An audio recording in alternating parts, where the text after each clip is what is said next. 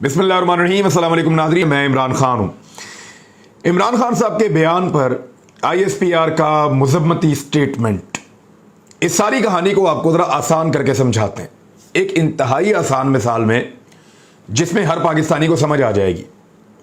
Motorway के ऊपर आप लोग जाते हैं, कुछ लोग अपनी गाड़ियों में जाते हैं, कुछ लोग बस में बैठ के जाते हैं, दीगर गाड़ियों में जाते हैं, तो आपने देखा होगा कि मोटरवे पर लिखा होता है कि हद रफ्तार 120 किलोमीटर फी घंटा, यानी आप 120 किलोमीटर से ऊपर गाड़ी नहीं चला सकते। 120 किलोमीटर तक कानून आपको नहीं पकड़ेगा, लेकिन जब आप 120 किलोमीटर से ऊपर चले जाएंगे तो कानून आपको पकड़ लेगा। लेकिन जो लोग मोटरवे पे गाड़ी चलाते हैं, मेरे समेत हम सबको इस बात का पता है कि पुलिस जो मोटरवे वाली है वो 130 किलोमीटर की रफ्तार तक चालान नहीं करती। मैं आपको फिर बता रहा हूं कि आप पूरी मोटरवे के ऊपर 10 किलोमीटर की स्पीड अगर ज्यादा भी लगा देते हैं तो पुलिस आपका चालान नहीं करती। पुलिस ने यह छूट दी हुई है कि 130 से जो क्रॉस करेगा उसका चालान कर देंगे। अगर आप 128 पे हैं, 129 पे हैं, तो वो चालान नहीं करते। 130 पे हैं, वो चालान नहीं करते। 131 पे आपको पकड़ के आपका चालान कर देते हैं। हालांकि कानूनी हद उसकी क्या है? उसकी कानूनी हद है 120। उसूलन चालान 121 के ऊपर होता है। अब मामला पता क्या है? आप ये समझ लें कि मोटरवे जो है वो पाकिस्तान में उसका एक कानून बना हुआ है और पॉलिटिकल पार्टीज उसके ऊपर गाड़ी चला रही हैं। यहां पे नवाज शरीफ साहब ने गाड़ी चलाई, या इदारे जो हैं उनको आप समझ लें वो ट्रैफिक पुलिस है या मोटरवे पुलिस है, वो इदारे हैं। यही इसी मोटरवे के ऊपर जब जरदारी साहब ने गाड़ी चलाई तो उन्होंने 135 किलोमीटर फी घंटा की रफ्तार से चलाई, तो उनको छोटी मोटी तंबीह के बाद छोड़ दिया गया, कानूनी कार्रवाई नहीं की गई। नवाज शरीफ साहब ने इसी मोटरवे के ऊपर जो है जब बयानात दिए तो उन्होंने 140 145 की रफ्तार से गाड़ी चलाई, तो उनको भी छोड़ दिया गया। मरियम नवाज साहबा ने यहां पे 130 किलोमीटर की रफ्तार से गाड़ी चलाई और वो भी फ्लेक्सिबिलिटी का फायदा उठाकर निकल गई। फजलुर रहमान साहब ने यहां पे 140 की रफ्तार से गाड़ी चलाई, बयानात की गाड़ी, और वो भी यहां पे निकल गए, उनको भी छोड़ दिया गया। और इसलिए कि शायद उनकी गाड़ी बड़ी है, उनके बाद अपनी फोर्स है, या उनके बाद जत्थे हैं, तो उनको भी छोड़ दिया गया। तो इस तरह यहां पे जो आम लोग हैं, बहुत सारे सहाफी, बहुत सारे दानिश्वर, वो सारे 130 तक गाड़ी चलाते रहे। तो फ्लेक्सिबिलिटी है जो मोटरवे पुलिस ने एक छूट दी हुई है इदारों ने, वो उसका फायदा उठाते रहे अपने बयानात के जरिए। अब इमरान खान साहब के ऊपर बड़ी सख्त नजर है इदारों की। उन्होंने जैसे ही गाड़ी 121 122 पे चलाई, साथ ही उनकी पकड़ हो गई। अब कानूनी तौर पे तो पकड़ ठीक है, कानूनी तौर पे ठीक है। वो जो एक फ्लेक्सिबिलिटी जिसको सब एंजॉय करते हैं वो इमरान खान साहब नहीं कर सकते, हालांकि वो 130 तक भी नहीं पहुंचे। अब इसको आप समझ जाएं कि इमरान खान साहब के लिए मामलात की हसासियत ज्यादा रखी गई है।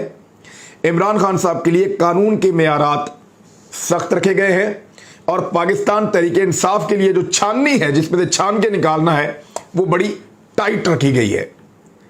अब यहां पे इमरान खान साहब को भी, यानी नॉर्मली अगर कोई बंदा हो, इमरान खान साहब तो परवाह नहीं करते इन चीज़ों की, और वो चैलेंज कबूल करते हैं बार बार जो भी उनके सामने आते हैं, और बाद औक़ात वो मुश्किलात को दावत भी देते हैं।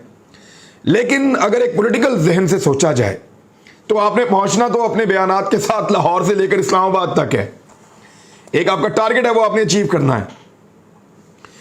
तो आप 118 119 पे रहें अगर आपके ऊपर इतनी ज्यादा गहरी नजर रखी हुई है इदारों ने। तो अगर इदारे बहुत तुल गए इस बात के ऊपर कि आपको नहीं छोड़ना है, तो फिर आप अपनी रफ्तार को 120 के अंदर रखें, उससे ऊपर ना लेकर जाएं। 130 वाली फ्लेक्सिबिलिटी भी आपको नहीं मिल रही तो फिर आप 120 के अंदर रहें। लेकिन इमरान खान साहब, फिर आपको पता है इमरान खान साहब हैं, वो बयानात देते हैं, फिर उस पर बात भी करते हैं। अभी इमरान खान साहब जो हैं वो पेशावर का जलसा करेंगे।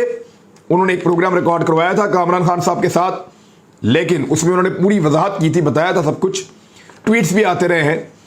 लेकिन वो प्रोग्राम जो है कामरान खान साहब का, वो नहीं चलाने दिया गया, और ताकतवर हलकों ने कामरान खान साहब का प्रोग्राम दुनिया टीवी को कहकर, और जिस तरह भी वो रुकवाते हैं वो रुकवा दिया है। कामरान खान साहब ने इसके ऊपर एक ट्वीट करके बता भी दिया है। तो इमरान खान साहब ने अनाउंस किया है कि मैं आज पेशावर के जलसे में, आज जो जलसा होने जा रहा है, पेशावर के जलसे में बड़ी अहम बात करूंगा और इसके ऊपर फिर वो तफसीली रोशनी डालेंगे कि एक्चुअली वो कहना क्या चाहते थे और उसका मतलब क्या निकाला गया है। अच्छा, इस पे इस वक्त हमारे पास क्या कुछ है आपको बताने के लिए, दो चीजें हैं। एक शीरी मज़ारी साहबा का बयान और एक फवाद चौधरी साहब का बयान। फवाद चौधरी साहब ने 2-3 बयान दिए आज के दिन में। एक बयान में उन्होंने बड़ा वजाहत के साथ कहा कि इमरान खान ने मेरिट पर आर्मी चीफ की तैनाती की बात की है। उन्होंने कहा कि सजा याफ्ता शख्स कैसे आर्मी चीफ की तैनाती कर सकता है, आर्मी का अपना एक मेरिट ऑर्डर है। इमरान खान ने किसी जनरल का नाम नहीं लिया। उन्होंने कहा कि मुस्लिम लीग नून वाले इमरान खान को नाअहल करना चाहते हैं। वो खुद मान रहे हैं इमरान खान नाअहल ना हुए तो नून लीग वाले इलेक्शन नहीं जीत सकते। उनका कहना था कि कराची में आज आटे की बोरी 104 रुपए की, फिर ये महंगाई की बातें भी करते रहे हैं। लेकिन साथ उन्होंने कहा कि माजी में पाकिस्तान में फौज ने भरपूर सियासी किरदार अदा किया है। करप्शन पर साबिक वज़ीर आज़म की नाअहली में फौज का किरदार रहा है। उन्होंने कहा कि पीटीआई को दीवार से लगाएंगे और तवक्को करेंगे कि हम रिएक्ट भी ना करें। हुकूमत इलेक्शन नहीं करा रही क्योंकि इमरान खान 2/3 अक्सरियत से इस सूरत में आ जाएंगे। फवाद चौधरी साहब ने डिफरेंट स्टेटमेंट्स दिए हैं इस हवाले से।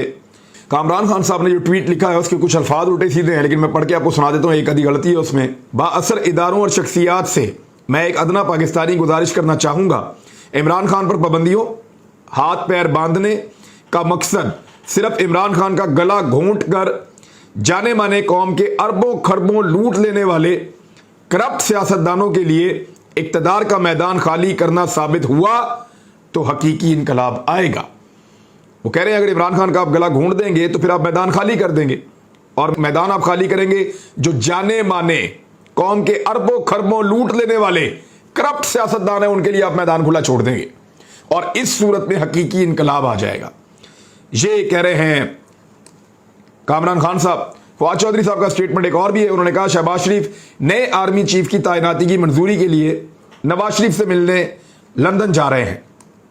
एक मफरूर मुजरिम अगर नए आर्मी चीफ के नाम की मंजूरी देगा तो क्या इससे फौज और उसके सरबराह की कदर मंजिलत में इजाफा होगा या कमी? हमें इसको देखने की जरूरत है। ये जी फवाद चौधरी साहब का स्टेटमेंट है। उनको ये खतरा है कि नवाज शरीफ किस कैपेसिटी में, एक सजा याफ्ता मुजरिम है, उसको जेल के अंदर से निकाला है, मफरूर हैं, इश्तिहारी हैं, उनसे जाकर वजीर आज़म मशवरे करता है, वो काबीना के फैसले करते हैं। मरियम नवाज कह चुकी हैं कि वो बैठते हैं बड़े बड़े हुकूमती फैसलों के अंदर, एक ऐसी शख्सियत, और नाराज होकर उठ भी जाते हैं बाद औकात जब उनको सूट नहीं कर रहा होता कि पेट्रोल महंगा कर रहे हो, अच्छा ये कह देना मैं नाराज होकर चला गया था, फिर कर दो तुसी अपनी मर्जी कर लें आप, फिर वो महंगा कर देते हैं। तो अब उनके साथ फवाद चौधरी के बकौल आर्मी चीफ की तैनाती की मंजूरी या उस नाम की मंजूरी नवाज शरीफ देगा, तो क्या इससे बहुत? बिल्कुल नहीं होगा। मैं बिल्कुल साफ कह रहा हूं कि अगर नवाज शरीफ ने आर्मी चीफ के नाम की मंजूरी देनी है जैसे कि ये कह रहे हैं, तो इससे तो ये कोई बहुत अच्छी बात तो नहीं है, तो बुरी बात है, और इससे तो बुरा इंप्रेशन जाएगा बहुत। शीरी मज़ारी साहबा ने एक बात की और कुछ और लोग भी कह रहे हैं कि ISPR का जो इस पे रद्द अमल है वो गैर ज़रूरी था, यानी वो ना भी होता तो ठीक था, क्योंकि इसके लिए कुछ ट्वीट्स कर दी गई थी और फवाद चौधरी ने वजाहत भी कर दी थी। नहायत एहतराम के साथ क़यादत की ट्वीट्स और फवाद चौधरी की जानिब से नहायत सराहत से की जाने वाली वजाहत के बाद chief of the army staff के मामले पर इमरान खान का इशारा पूरी तरह पाकिस्तान पीपल्स पार्टी और PMLN की करप्ट क़यादत जो डॉन लीग से मेमो गेट तक फौज को हदफ़े सियासत बनाने की एक तारीख रखती है, और ये उस तरफ था इशारा। और उसके बाद ISPR का बयान यकसर गैर ज़रूरी था। बदकिस्मती से बयान बाइसे तशवीश इसलिए है कि तमाम वजाहतों के बावजूद खान साहब के बयान को गलत समझा गया है, और वो भी उस वक्त जब PDM उन्हें निशाना बनाने के लिए जानबूझकर उनके बयानात तोड़ मरोड़ कर पेश कर रही है। फैसलाबाद के अपने खिताब में उन्होंने किसी जगह भी फौज या इसकी क़यादत को हदफ़े तनकीद नहीं बनाया। वैसे टेक्निकली मुझे भी ऐसा लगता है कि इमरान खान साहब ने फौज पे नहीं, इमरान खान साहब ने तनकीद की है पॉलिटिकल लोगों के ऊपर, और ख़ास तौर पे आसिफ अली जरदारी और नवाज शरीफ पे, जिनके बारे में इदारों के अंदर भी बड़ी उलझन है कि ये बहुत करप्शन इन लोगों ने की हुई है, बड़ी इन्होंने तबाही फेरी हुई है पाकिस्तान की, और अगर वो लोग फैसला करेंगे इतना बड़ा फैसला, तो उसके ऊपर सवालात अगर दूसरा पॉलिटिकल लीडर उठाता है, और पूरी दुनिया में इस तरह के सवालात किए जाते हैं, अमेरिका सुपर पावर है, दुनिया की सबसे ताकतवर बड़ी फौज उनके पास है, तो वहां किस तरह के सवालात उठाए जाते हैं, कैसी बातें की जाती हैं, अगर आप वो सुन लें तो आप कानों को हाथ लगाएं। और वो लोग सुनते हैं तसल्ली से, जवाब भी देते हैं और वो लोग जवाब लेते हैं। तो इमरान खान साहब जब ये सारी एपिसोड हो रही थी, उनके खिलाफ ये मामला चल रहे थे, तो वो सक्खर में गरीबों को खाना खिला रहे थे। उन्होंने अच्छा किया कि सिंध का दौरा किया, वहाँ की सूरत हाल का जायज़ा लिया, वहाँ पे एक खिताब भी किया। और इमरान खान साहब ने अब, क्योंकि उनको एक और टेलीथॉन करनी है और ज़्यादा पैसे उनके बाद इकट्ठे होंगे, तो वो सारी जो फंडिंग है उसको इस्तेमाल करना है इन लोगों की बहाली के लिए। लेट्स सी वो क्या हिकमत अमली बनाते हैं, लेकिन साथ साथ उनके जो सैलाब ज़्यादा इलाकों के विजिट्स हैं और उनकी पार्टी का काम वहाँ पे जारी रहना चाहिए। अब वो लोग जो हमेशा फौज के ऊपर तनकीद करते रहे हैं, अटैक करते रहे हैं, वो लोग क्या कह रहे हैं? वो लोग ये कह रहे हैं कि यानी मरियम नवाज साहबा ने कहा कि इमरान खान ने मुसल्लह अफवाज पर हमला करके जंग छेड़ दी है। तो जो मियां नवाज शरीफ साहब करते रहे हैं और कहते रहे हैं, जो मैंने पिछले वीलॉग में पढ़ के सुनाया, वो क्या था? वो जो आप लोग सारे ख्वाजा आसिफ, अयाज सादिक, ख्वाजा साद रफीक, आबद शेर अली, बाकी सारे आपके अपने बयान आते हैं, मरियम नवाज साहबा के, फजलुर रहमान, जरदारी, बिलावल, ये जो कुछ भी कहते रहे हैं, तो वो क्या था? वो इदारों के साथ जंग नहीं थी। डॉन लीक्स क्या था? मेमो गेट स्कैंडल क्या था? वो सारा भी यही था ना। इनमें से एक में नवाज शरीफ साहब काला कोट पहन के अदालत पहुंच गए, और दूसरे में पीपल्स पार्टी जो है वो डॉन लीग पे बगले में जाती थी, खुश होती थी। लेकिन अब सारे रल गए आपस में। ख्वाजा आसिफ साहब ने, फजलुर रहमान साहब ने भी स्टेटमेंट दे दिया। मुझे खुशी इस बात की है कि पहली मरतबा फजलुर रहमान साहब ने पाकिस्तान के दिफाई इदारे के हक में कोई बात की है। मुझे सब बातों से ज्यादा खुशी इस बात की है कि उन्होंने कंसर्न शो किया, हालांकि बड़े अजीबोगरीब अल्फाज में शो किया है, कोई समझ नहीं आ रही, सरपाऊ नहीं है उस ट्वीट का, लेकिन कम से कम कंसर्न शो किया है फजलुर रहमान साहब ने, तो ये एक अच्छी बात है। ख्वाजा आसिफ साहब ने 2 स्टेटमेंट दिए हैं, और उन्होंने कहा जी कि फौज का जो नया सरबराह बनाया जाएगा वो टॉप 5 जर्नैलों में से ही बनाया जाएगा। इंशाल्लाह इस उसूल से रुगरदानी नहीं करेंगे। ये ताइनाती वज़ीर आज़म इदारे की मशावरत से करते हैं। इमरान खान का फैसलाबाद जलसे में बयान शहबाज गिल के बयान की दूसरी किस्त है, ये एक एलिगेशन उन्होंने लगाया। साथ में एक और बड़ी अजीब मंतक दी है ख्वाजा आसिफ ने तलत हुसैन साहब से बात करते हुए। उन्होंने कहा कि जब हम तनकीद कर रहे थे, जब हम लोग तनकीद कर रहे थे, मरियम नवाज, नवाज शरीफ, ख्वाजा आसिफ, बाकी सारे लोग, तो उन्होंने कहा कि उस वक्त इदारे ने सियासी रोल अज्यूम कर लिया था। यानी जब हम लोग तनकीद कर रहे थे इस इदारे के ऊपर, तो इदारा सियासी किरदार अदा कर रहा था, और दिफाई के अलावा सियासी हुक्मरानी जो है वो कर रहे थे इदारा उस वक्त। और उस वक्त जब हमने तजावज़ किया, खुद कह रहे हैं कि हमने तजावज़ किया, तो उस तजावज़ की कोई ना कोई वजह थी। आज ऐसी कोई वजह नहीं है। देखिए, उस वक्त का जो वज़ीर दिफा था परवेज़ खटक साहब, उनको लगता था उस वक्त कोई वजह नहीं थी। आज जो वज़ीर दिफा है उनको लगता है आज कोई वजह नहीं है। उस वक्त जो तनकीद कर रहे थे वो कह रहे थे हमारी तनकीद जायज़ है। आज जो लोग कोई बात कर रहे हैं उनको लगता है हमारी बात जायज़ है। लेकिन हकीकत यह है कि पाकिस्तान की फौज ने बहुत मरतबा पाकिस्तान की सियासत में बड़ा रोल प्ले किया है, नेगेटिव पॉजिटिव हर तरह का। बल्कि यहाँ पे फौज हुकूमत भी करती रही है। 4 अदवार ऐसे आए हैं कि लंबी हुकूमत करती रही है फौज, और बड़ी ज़बरदस्त हुकूमत इन्होंने पाकिस्तान के ऊपर, पाकिस्तान की फौज ने की है। तो ये भी एक हकीकत है। लेकिन जो बयानात ख्वाजा आसिफ ने दिए वो तो सीधा यही कह रहे थे कि जंग ही हार गए। उसका क्या ताल्लुक है फौजी किरदार से? जो अयाज सादिक ने कहा वो तनकीद तो सियासी किरदार पे थी नहीं, वो तो ये था टांगे कांप रही हैं, पैर कांप रहे हैं, और अभिनंदन और इंडिया से डर गए हैं, वो तो ये कह रहे थे। ये जो आप लोगों ने तनकीद की कि प्रॉपर्टी डीलर बन जाते हैं, इसमें कहाँ सियासी किरदार आ गया ख्वाजा साहब? और जब आप कह रहे थे कि फलां जंग हार ली, फलां हार ली, फलां हार ली, वहां कहाँ सियासी किरदार आ गया? तो वो सियासी किरदार के ऊपर तनकीद खाली नहीं थी, बल्कि आप लोग फौज की तज़हीक कर रहे थे। और मैंने वो पहले बयानात पढ़ के सुनाए हैं, बार बार मैं नहीं चाहता कि वो वाले बयानात पढ़ के सुनाए जाएं, मुझे खुद भी मायूब लगते हैं।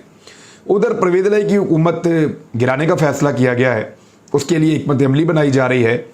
लेकिन मेरी इंफॉर्मेशन के मुताबिक अगर परवेज़ इलाही की हुकूमत गिरेगी तो परवेज़ इलाही गिराएगा। मैं आपको फिर कह रहा हूं कि अगर पंजाब में परवेज़ इलाही की हुकूमत गिरी तो गिराने का जिम्मेदार परवेज़ इलाही होगा और कोई नहीं होगा। अब चाहे ये पसे पर्दा रहकर करें, चाहे कुछ भी करें, चाहे कोई डील करें, ताकतवर लोगों के आगे सरेंडर कर दें, कुछ भी करें, परवेज इलाही को चूज करना पड़ेगा ताकतवर हलकों से दोस्ती या जमहूरियत, इन दोनों में से एक चीज। लेकिन चौधरी बिरादरान ने नॉर्मली हमेशा ताकत के साथ जाना पसंद किया है, जमहूरियत के साथ वो कम ही गए हैं। अब देखते हैं कि इस मरतबा कैसा फैसला करते हैं। लेकिन अगर पंजाब में हुकूमत गई तो याद रखिएगा रीजन सिर्फ यही एक होगा, 10 बंदों को खुश रखना चौधरी परवेज इलाही के लिए कुछ मुश्किल नहीं है, और इन 10 बंदों के तोड़ने के लिए चौधरी शुजात हुसैन के पास भी कुछ नहीं है।